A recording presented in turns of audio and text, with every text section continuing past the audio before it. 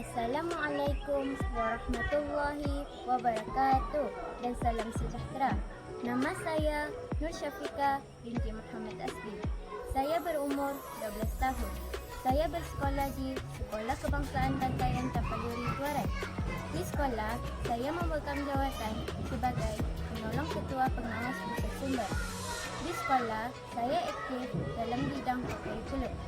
Saya pernah menyertai pertandingan bercerita dan pertandingan bola daring peringkat daerah Tuaran Sabah. Sebagai pengawas, tugas ini boleh membuatkan saya yakin pada diri dan lebih berkarisma. Hari ini, saya akan mengulas 5 buah buku. Buku yang pertama bertajuk Semut dan Merpati. Buku ini diterbitkan oleh Educate Publication Sendirian Berhad dan ditulis oleh Educate Distributor Sendirian Berhad. Buku ini mengisahkan tentang seekor semut yang bernasib malang kerana dihanyutkan oleh air sungai yang deras ketika ingin menghilangkan dahaganya. Semut bernasib baik kerana jeritanya didengari oleh seekor merpati tersebut. Namun begitu, nasib merpati pula dirundung malang kerana hampir ditembak oleh seorang pemburu. Bagi membalas jasa dan budi merpati terhadapnya, semut berusaha menggigit leher pemburu itu dan mengakibatkan tembakan pemburu itu tersasar dan akhirnya nyawa merpati terselamat. Seperti kita juga yang berlaku dalam kehidupan seharian kita. Amalan yang baik pasti akan dibalas baik. Justru sentiasa beringat sebelum melakukan sesuatu perkara. Buku kedua bertajuk Si Katak dan Si Tikus. Buku ini diterbitkan oleh Inti Junior. Buku ini mengisahkan tentang 2 ekor haiwan yang berkawan baik, iaitu si katak dan si tikus. Buku ini sangat menerima untuk dibaca kerana dalam persahabatan memerlukan kepercayaan, pengorbanan dan tindakan yang nasional.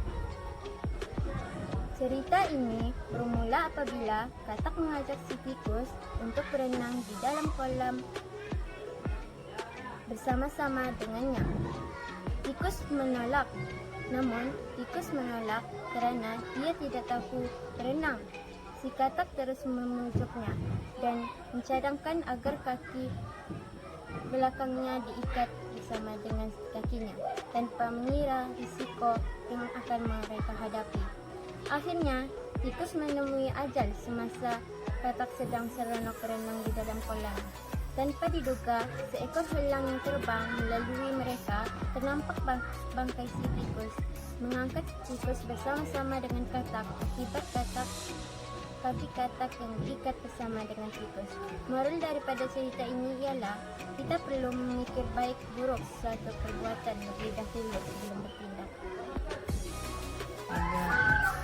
Buku ketiga bertajuk Musang dan Anggur. Buku ini diterbitkan oleh Educate Publication Sendirian Berhad. Buku ini mengisahkan tentang seekor musang yang sangat lapar. Cerita ini bermula apabila seekor musang sedang mencari makanan dan minuman. Musang ternampak pohon anggur yang sangat tinggi. Namun setelah lama mencoba mendapatkan buah anggur itu, malangnya dia tidak mendapat satu pun buah anggur itu. Musang pun bersangka buruk pada buah anggur itu. Moral daripada cerita ini ialah kita tidak boleh berputus asa untuk mendapatkan sesuatu. Buku keempat bertajuk Tumbuhan. Buku ini diterbitkan oleh Azila Media dan ditulis oleh Yap Hon Min. Buku ini memberikan maklumat lengkap tentang jenis tumbuh-tumbuhan. Buku ini memberikan banyak manfaat kerana buku ini boleh memberi pengetahuan dan kelebihan kepada manusia. Selain memberikan oksigen kepada manusia, tumbuhan juga merupakan sumber penting untuk makhluk yang hidup di bumi ini. Buku yang terakhir bertajuk Sistem Suria. Penerbit buku ini ialah Institut Terjemahan Negara Malaysia Kuala Lumpur 2011 dan penulis Microscope.